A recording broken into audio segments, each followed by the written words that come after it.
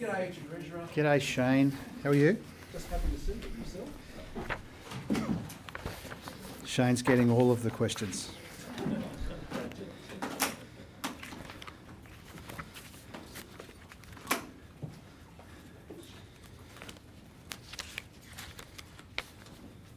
Okay.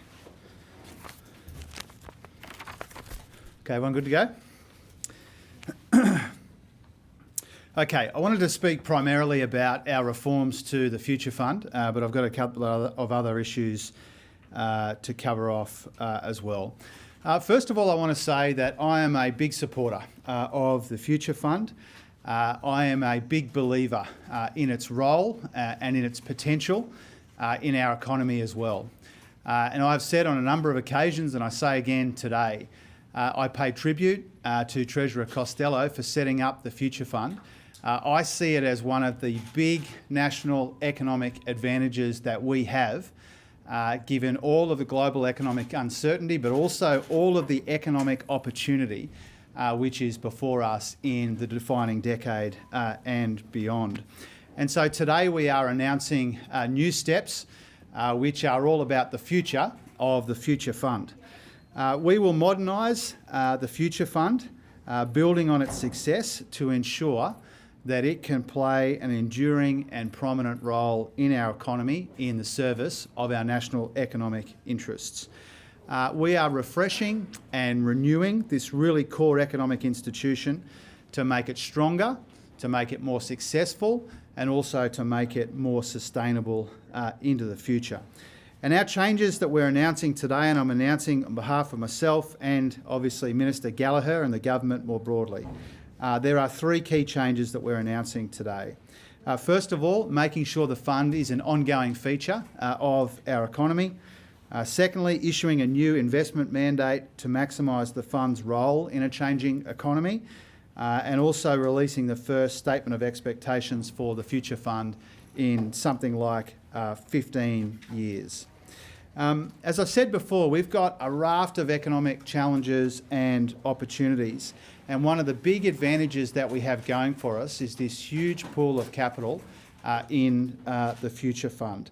The Future Fund already plays a really important role in the economy, and we want to make sure that we can maximise its role in the years ahead, especially in the context of all of these structural shifts that we've talked about on a number of occasions before, laid bare in the intergenerational report, but largely the big transformational pulses in our economy, technological, demographic, global fragmentation and the like. And so a lot of the changes that we're proposing today, or all the changes that we're proposing today, are in the context of all of that churn and change in the global and domestic economies.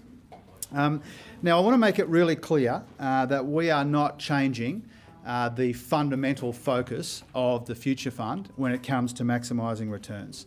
The Future Fund will still focus primarily on maximising its returns, but this will make sure that we can also maximise our opportunities in the context of our national economic interest as well. The new investment mandate will require the fund to consider priorities like housing, the energy transformation, and also making sure that when it comes to infrastructure, that there's a particular emphasis on resilience and security as well. So the three priorities: increasing the supply of residential housing, supporting the energy transition, and delivering improved infrastructure, including in relation to economic resilience and security infrastructure as well. So this will mean more investment where we need it most, but without compromising the returns, which will continue to be the primary focus of the Future Fund.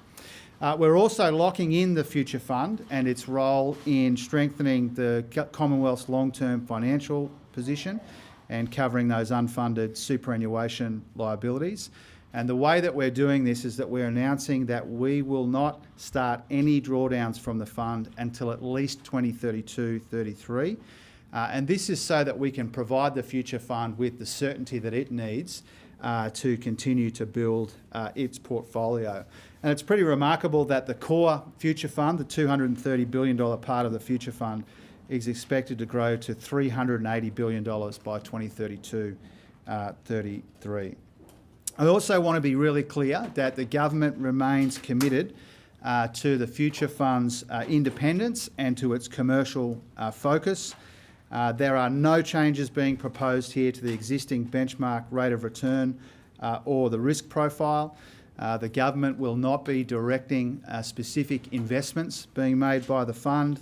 The fund and its board will continue to make its decisions about investments independently. Its primary objective will be to continue to maximise returns. The benchmark return rate will remain at between 4 and 5% above CPI per annum over the long term, and there'll be no change to the expected risk profile. So this is about ensuring that the fund will continue to provide strong returns to the government's balance sheet while also supporting some of those big national priorities where it can. I wanted to say that we've been working closely with the Future Fund on these changes. Katie Gallagher and I actually attended the board meeting of the Future Fund in August, and we briefed the board members and discussed with board members there a very, very productive discussion that we're very grateful for. These changes have been in the works for some time. We've been considering the future of the Future Fund for some time. We've included the chair of the Future Fund and also the board of the Future Fund in those conversations to make sure that we can get to the outcome that we are announcing today. And I really wanted to genuinely thank the board members and the chair for all of that engagement over the course of some period of time now. So these changes will strengthen the Future Fund and they'll strengthen the Australian economy more broadly as a consequence. Now, a couple of other issues to touch on. And first of all, I wanted to say that both headline and underlying inflation in the UK went up overnight. What that means is that inflation is now rising in the UK, the US, Canada and Europe, while it's falling here in Australia. And as I said yesterday in that ministerial statement, we've made very welcome, encouraging progress in the fight against inflation, but we know it's not mission accomplished. We've seen around the world that inflation doesn't always come down in a perfectly straight line. We're seeing that in major advanced economies right now. We are maintaining a primary focus on this fight against inflation and helping people with the cost of living, but we've made sure that the reform wheels are continuing to turn in our economy at the same time. So if you think about that in the context of these Future Fund announcements today, but also what I said last week about the new single front door, the productivity fund we're agreeing with the states, the changes to cash acceptance, the retirement phase of superannuation, the mergers legislation which is going through the House of Representatives today, the biggest change in the mergers regime in 5 decades. This shows that we've been able to maintain a primary focus on cost of living and fighting inflation, but at the same time as we've kept the reform wheels turning in our economy at the same time. And if there's a common theme of so much of what we're trying to do, whether it's in the Future Fund, the Productivity Fund, the single front door, we are trying to make sure that the flow of capital in our economy serves our national economic interests and, most importantly of all, serves our workers and communities, our businesses and investors at the same time. I encourage you to see these changes in that light. One final thing before I take your questions. Bill Shorten gives his valedictory today. Bill Shorten has so much to be proud of, and we are so proud of him. And we're looking forward to hearing from him this afternoon, but also recognising and remembering that Bill's got still a lot of work to do and a huge contribution to make in this parliamentary term and beyond that as well. I work really closely with Bill on the NDIS and on a whole range of issues as well. And as I said, he has so much to be proud of, and the Labor Party is very proud of Bill. Happy to take some questions. We'll go Andrew, then Mark, and then keep going around. When Peter Costello devised the Future Fund, he described it as a locked box that would stop it from being tampered with by for party political purposes. You say you're not changing its primary focus, and that is best returns possible. But what do you say to those who say, well, you clearly are fiddling with it by giving it a mandate, an investment mandate focusing on housing, energy and infrastructure, particularly when you have other funds that are precisely for that? And take housing, for example, that housing is not, the money's not the issue, it's finding the people to build the houses. Yeah, we're working on that as well. We do need to make sure we've got the skills base to build more homes, but we need to come at this housing challenge from a whole range of perspectives and policies, and that's what we're doing. A couple of things about the first part of your question. I respect Peter Costello, and I've paid tribute to him on a number of occasions for setting up the fund. I think it would be strange to set something up in the early 2000s and pretend that exactly as he's had set it up would endure for the rest of time.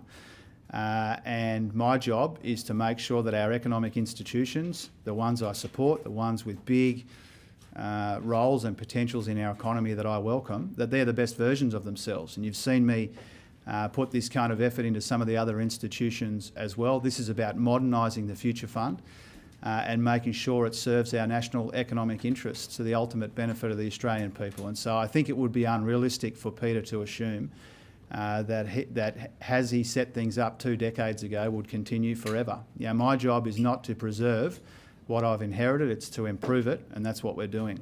And then when it comes to some of these investments, the other important point is that the Future Fund is already investing in some of these areas.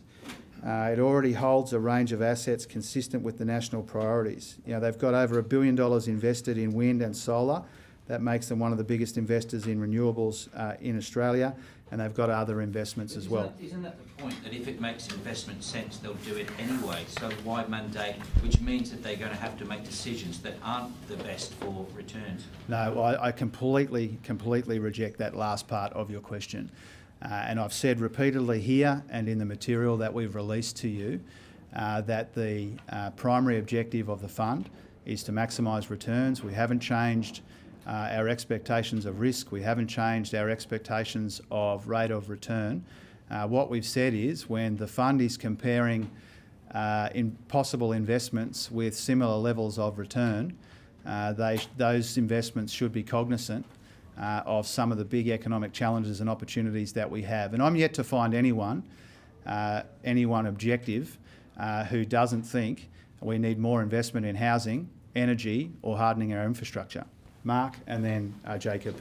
Treasurer, just on that theme, there seems to be an inherent contradiction in what you're saying, though, that you're maintaining the independence of the fund, yet you're giving it new directions to prefer certain classes of investments, which apparently it's already doing. But if the primary objective is to maximise returns, and the Future Fund considers that this isn't the best way to maximise returns, will it be free not to do this, not to invest in it? Can I also just cheekily ask you about the super industry?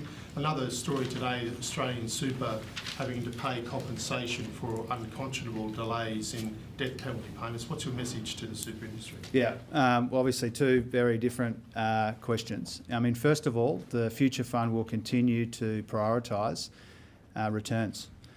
We've been very clear about that, very upfront about that. What we're saying is that the Future Fund, which will continue to make individual investment decisions independently, that they should be cognisant of these national priorities. This is not an especially controversial change that we are proposing. It's not unusual for governments to indicate what they consider to be their national economic priorities. We haven't interfered with the independence of the Future Fund. We haven't interfered with expectations around rate of return or risk. But we have said to the Future Fund, and we've worked with them closely behind the scenes before this announcement today, to make sure that where they are weighing up investments which have similar rates of return and similar risk profiles, that it would be in Australia's interest to make sure we're continuing to build housing stock, we're continuing to get the energy transformation right, and we're hardening our infrastructure. Now, on superannuation, obviously there have been a number of very concerning reports out of the superannuation sector. And I support fully the important work of the regulators in getting to the bottom of some of these issues that have been raised. Where these issues that have been raised involve legal processes, I've been very careful not to engage in a running commentary on that, as you would understand. But obviously we follow closely some of these developments, some of these reports, and we want to make sure that the superannuation system is the best version of itself, and that means supporting the work of the regulators. Jacob? So in terms of the super investments in these areas you've identified, Can you explain why you're not doing that directly? Why, for instance, isn't the government borrowing money to invest in housing, in green energy, in infrastructure, instead of going this route through the Future Fund? Why don't you do more of it directly yourself? And secondly, the fund's set up to cover these unfunded liabilities for the public service, and former colleagues of yours who've retired on healthy defined benefit schemes. How much headroom is there in that fund now to cover those liabilities into the future? Like, how much cream is sitting there, if you like? Yeah. Well, first of all, I'll take it in reverse order. I mean, future governments will make decisions about how they draw down the fund and how they cover those liabilities. One of the benefits, the original purpose and one of the major benefits of the fund is that it takes some of the pressure off the budget funding those otherwise unfunded super liabilities. That's one of the reasons why we support it. And what we've tried to do today, and we've again consulted and collaborated very closely with the Future Fund on this, is to say one of the reasons why we will commit not to draw down before 2032 is because we want to give them the certainty to build up that pool to fund those liabilities. There will be a future government of either political persuasion after that period who will determine, any further tweaks or changes to that. But we wanted to give them security and certainty around that period because we want to fund those liabilities. In terms of your other question about government investment, we don't see it as an either or. These challenges that we have in our economy, housing, the energy transformation, making sure our economy is as resilient and as secure as it can be in a pretty uncertain world, we are coming at these challenges from every conceivable and every responsible angle. We've got a lot of direct investment in housing and the energy transformation and national security and resilience.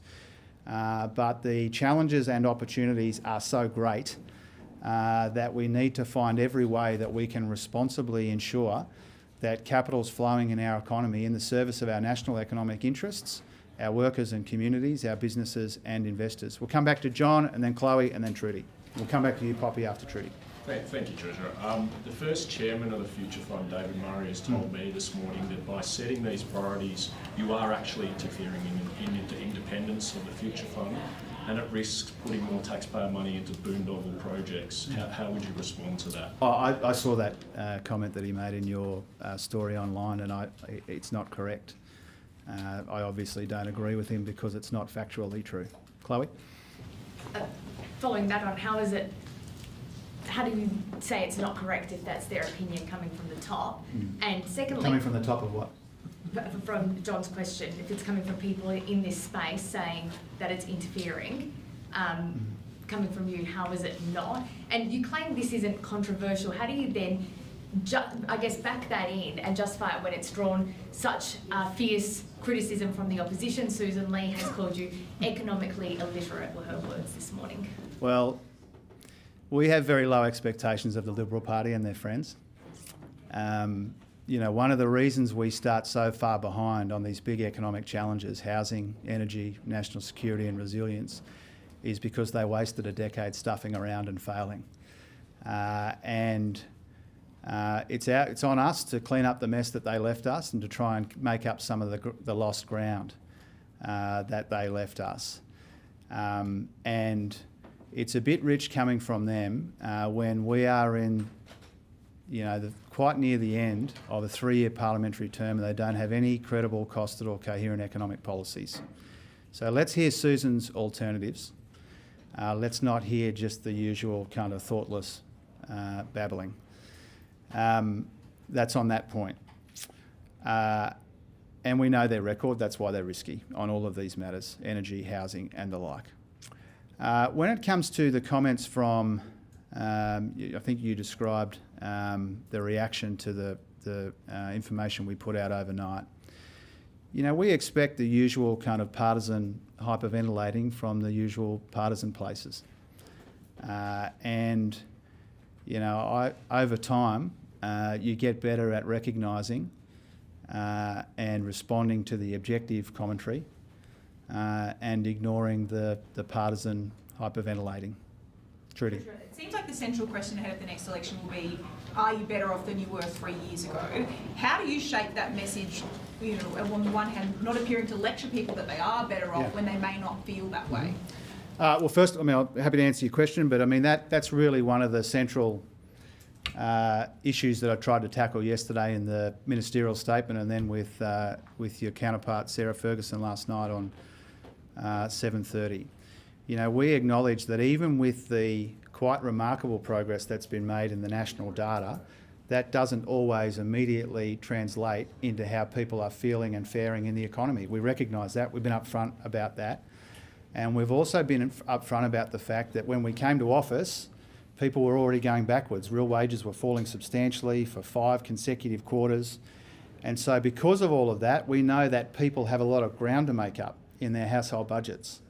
We also know that without the tax cuts and all of the other ways we're providing cost of living help, people would be much worse off. And remember, our political opponents didn't support our cost of living help. And so people would be worse off were it not for the help that we are providing in many responsible ways, and they'd be worse off if the other guys were in charge. And this is why we say that Peter Dutton is such a risk to the economy and to household budgets, because we know their record. Falling real wages, much higher inflation, huge deficits, much more debt. That's their record, and that's what makes them risky.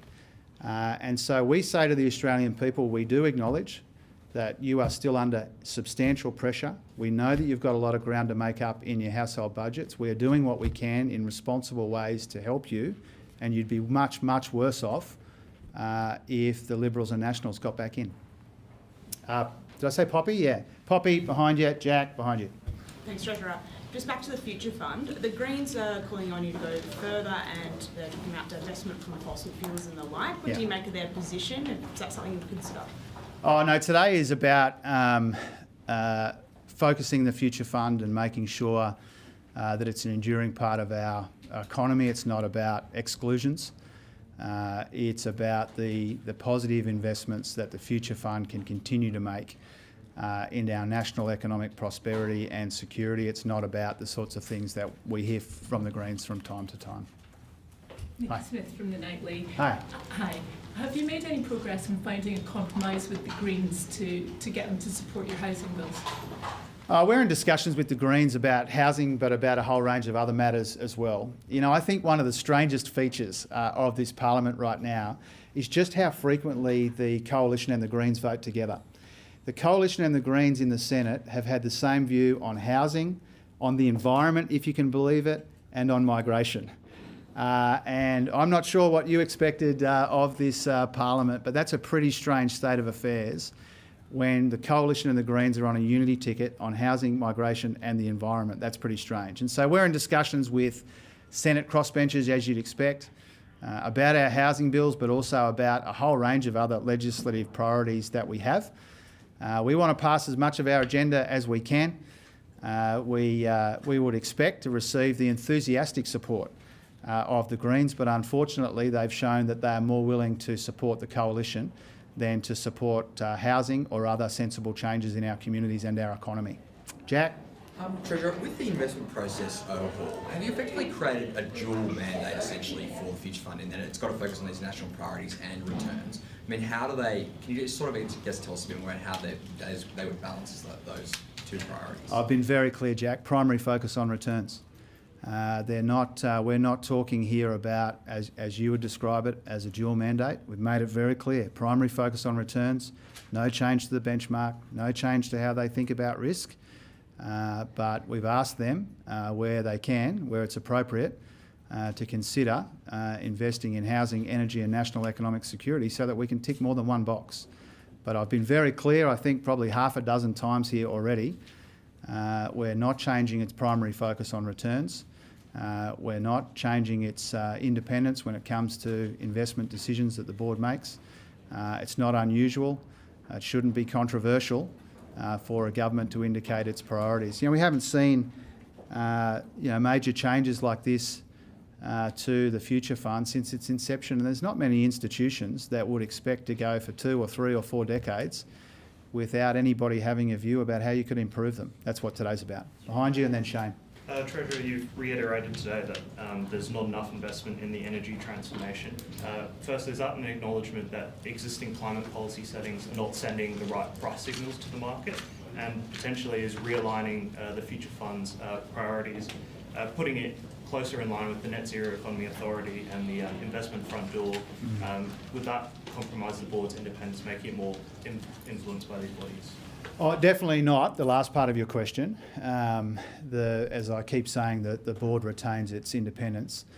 But I think you're right to say that there is a whole bunch of effort across a range of institutions and investment vehicles to try and make sure that we maximise the opportunities of the net zero transformation. You know, this is the biggest change in the global economy since the Industrial Revolution. I believe Australia can be a major beneficiary of that change. We can make ourselves indispensable to this global net zero transformation. And that requires us to make sure that capital is flowing as efficiently and effectively as it can in our economy. And so in all of the ways that you listed in your question, all of them are important. They are complementary, not contradictory, but in no way do they change the way that the Future Fund Board considers its independence. More broadly on the challenge, there are the investment vehicles, there is the Future Fund.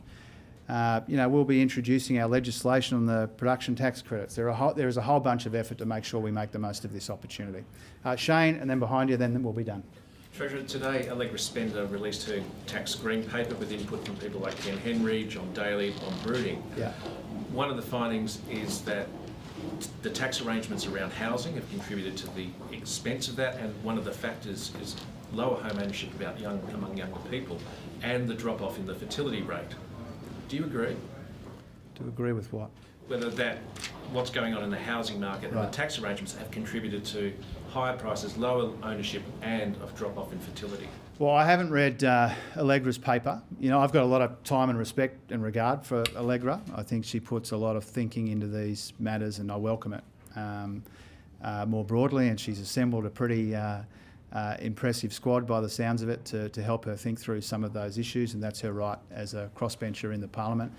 I don't really want to kind of respond to something I haven't read. I think we've acknowledged more broadly that one of the intergenerational issues in our economy is when it comes to young people and housing, and there's more than one way to go about addressing that. Building more homes is part of it, the way we're changing support for renters, the way we're trying to pass Help to Buy through the Parliament, more broadly the changes to student debt. All of these things are about recognising that there is an element of intergenerational unfairness in our economy, but we also need to recognise that there's more than one way to address that.